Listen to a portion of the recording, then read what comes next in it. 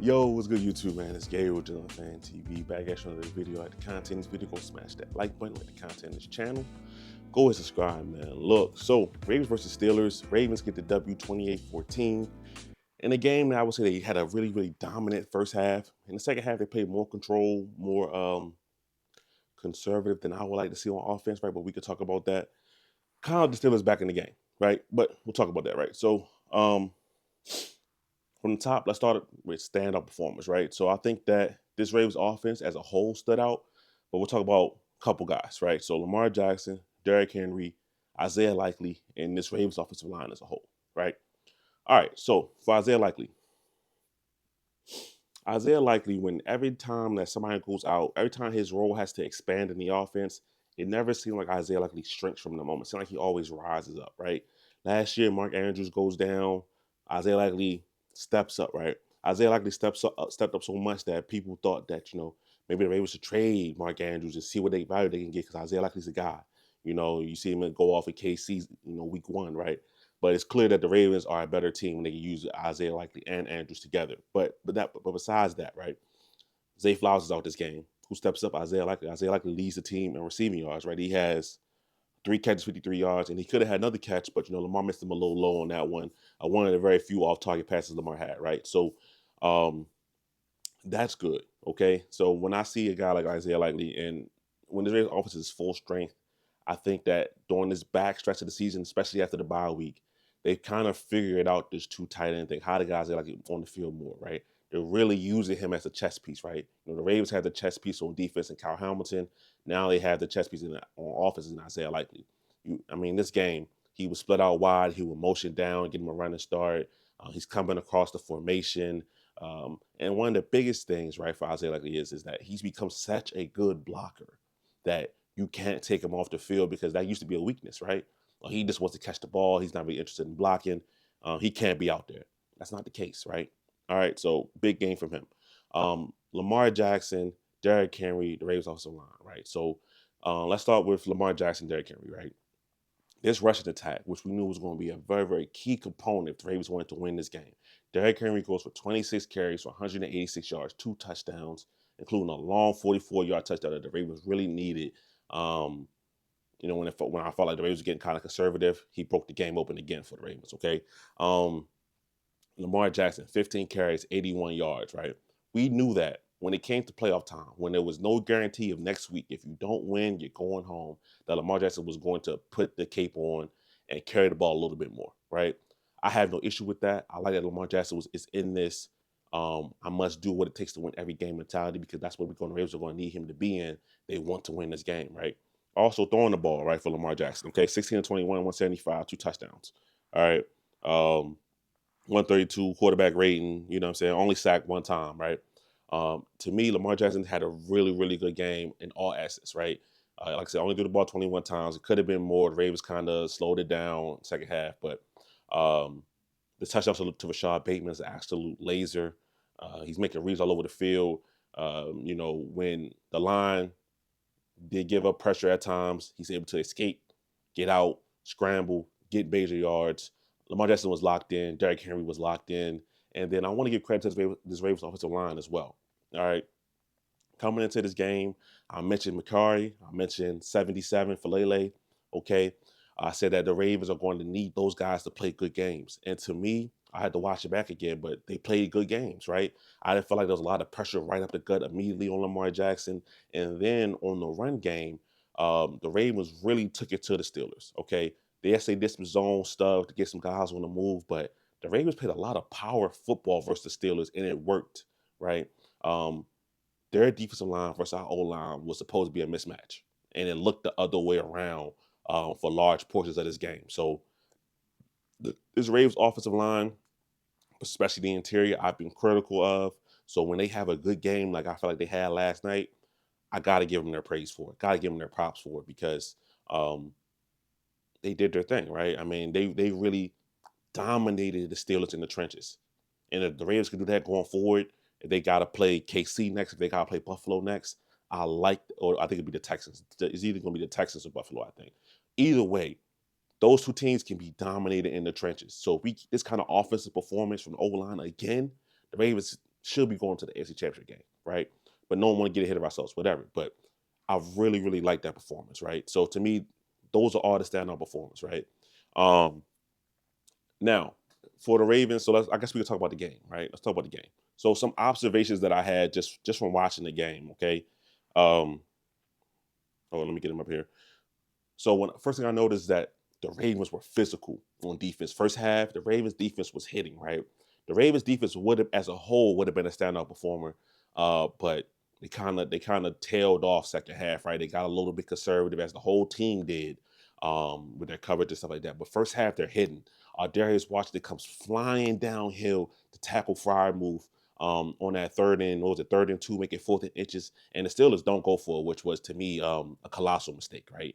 I believe the Ravens were already up 14-0 at that time. You got to go for that, right? That was a mistake, right? So, but the Ravens defense was really, really physical in the first half. I thought that the D line played well. Calvin Lloyd was juiced up, chasing down Russell Wilson. Adafe got off the edge. Matabike had a really good drive in the second half that he kind of single-handedly stopped in the second half. But during that first half, I was really, really pleased with what the Ravens did, right? They didn't really give him any big plays, except for that kind of one. Was that the first half when Russell Wilson threw that bender to Calvin Austin? There's Washington laid him out. Good catch by Calvin Austin, but I can't remember if that was first half or second half. But the Ravens really didn't give him too much in the first half. Right, played a really good game. Really took it to Pittsburgh. All right, so I was happy with that. Right. Now offensively in the first half, kind of the same thing. Right, very, very physical up front. We talked about it. The Ravens lost the line, played a good game. They ran the ball. Lamar Jackson had a series where he carried the ball himself like 5 times in a row. Okay. Now we'll talk about that, right? Now the only injury concern from the game that I saw is that Lamar Jackson and his lower back, right? He scrambled. This wasn't even a design run. I believe he pulled it down off a scramble, right? And Peyton Wilson kneed him in his back, right? People are calling it intentional. I don't think it was. I think he's just going over top of Lamar Jackson. It is what it is, right? I think it's just a sore spot. I don't. Lamar Jackson said in the post game interview that he's fine. It's nothing serious. He's good to go. I mean, what else is he going to say? But still, I believe that honestly, right? He's going to be sore for a couple of days, and then by the time the Ravens play next week, he'll be fine, right? I truly believe that. Okay. I know people going to say, well, this is the consequences running more and things like that. Not in this case to me, right? This one was a scramble. He scrambled all season. He ran for 900 yards. Like, you know what I mean? It could happen. Um, so I don't have an issue with it. Lamar Jackson doesn't have an issue with it. He's good with that, right? But to this Ravens ground game, right? Todd Monken, I mean, kudos to him because he did something that we haven't really seen this entire year, right? With Zay Flowers out, the Ravens kind of went with less wide receivers, right? I saw Josh Jones on the field quite a bit. The big number 74, he made himself eligible. You can hear it every time. 74 reporting eligible, right? The Ravens go 6 offensive linemen quite a bit and take it to the Steelers. I mean, we're talking about some old school formations where everybody's within 5 yards of the line of scrimmage, and the Ravens are winning these matchups. All right, so um, that was really positive. I like that a lot, honestly, right? This is old school use of power football that the Ravens did. Okay, so they really took it to the Steelers in that aspect, right? They jump up to a big 21-0 lead. First half, second half comes around. Okay, now second half comes around. Okay, this is a very, very positive review. Great game. I love what the Ravens did. But second half comes around and they played like they already won the game. I didn't agree with that, right? The Ravens stayed committed to the run game, which was fine. Derrick Henry had 26 carries. Lamar just had 15. So, then they had they were doing this motion with Steven Sims that they do with Zay Flowers tangent, right? I don't like the fact that the Ravens offense is so dependent on this Zay kind of gimmicky motion that we got to find the next closest guy and put him in the game. Steven Sims played too much. All right. I'm sorry. He's not a threat at wide receiver. When he's out there, the Steelers know that you're running the football because you're not throwing the ball to Steven Sims. Okay. No offense to him, but that's obviously not going to be his role in the team. For me, he played too much. He did take a nice jet sweep, took about 15 yards. So I'm not gonna say he played terrible, nothing like that, but it was too much for me. Okay, I'm sorry. Hopefully Zay Flowers is back next week, so I don't have to see that again. Okay, but anyway, second half and conservativeness, right? I feel like the Ravens kind of closed up shop in the kind of closed up shop at halftime, right? I didn't like that. All right, it gave Russell Wilson and this Steelers offense confidence, and then also they did that we talked about it. They started talking to Brandon Stevens, okay, um, and we know how that usually goes, especially this year, okay. So in my game preview, I said about the X factors: 65, 77, 21.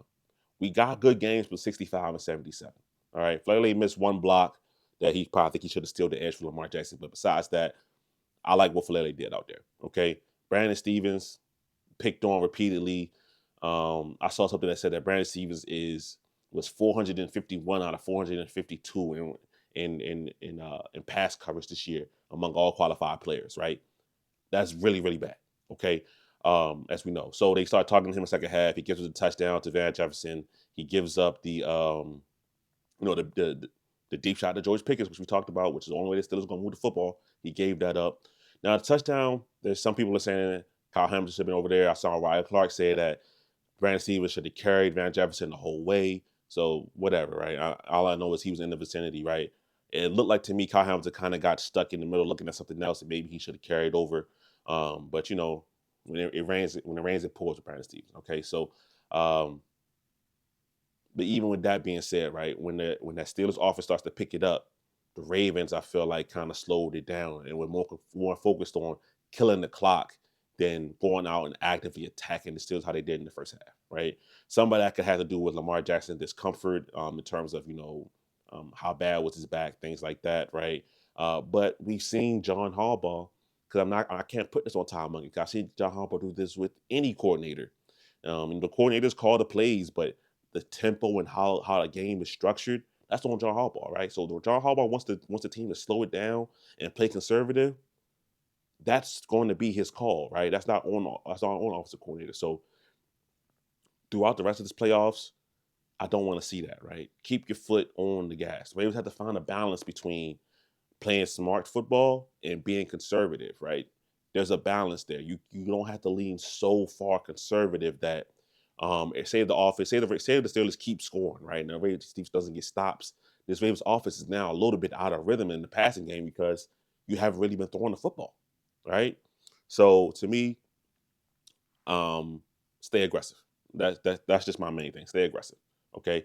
But now I will say this, right? A big key that we talked about was turnovers, penalties, play smart football, right? When I look at the box score, I believe that the Ravens only had 3 penalties. Let me go make sure and check right here. Yeah, so the Ravens had 3 penalties for 14 yards. The Steelers had 7 penalties for 41 yards. Right? When the Ravens win the turnover battle, when the Ravens win the penalty battle, they're a very, very difficult team to beat. When they don't get in their own way, they're an extremely hard team to beat, right? And they showed that on there, right? So the Steelers got a couple holdings with Joey Porter Jr. because that's what he does. Then they got the big push off with George Pickens because that's also what he does. He pushes off a lot. Even on the Brandon Stevens moon ball, Brandon Stevens' momentum is already kind of carrying them back, but George Pickens kind of swipes him away anyway and helps him go out there. So for the Ravens, they had a good formula in the first half. They ran the ball. They were aggressive on defense. They were hitting. They were the more physical team on both sides of the football, right? There's no way to deny that. They were more physical than Pittsburgh on both sides of the ball. Okay. And they played mistake-free football. No turnovers, no run of big penalties, right? I think Rosa Garden had a false start. Ronnie Stanley had a false start. And I can't really remember the other penalty, right? So very, very clean game from the Ravens all around, right? So to me, love it. All right. If the Ravens are going to win the Super Bowl, they're going to keep advancing in the playoffs. This is the kind of game they're going to have. Run game, mistake-free football. Lamar Jackson has a couple plays where he goes superhuman and does his thing, which he did this game, which he's always going to do. And Ravens could ride this a long way. All right. So that's my thoughts on the game. Give me your thoughts on the game. We'll talk about it in the comments. But it's Gabriel to the Fan TV. I'm out.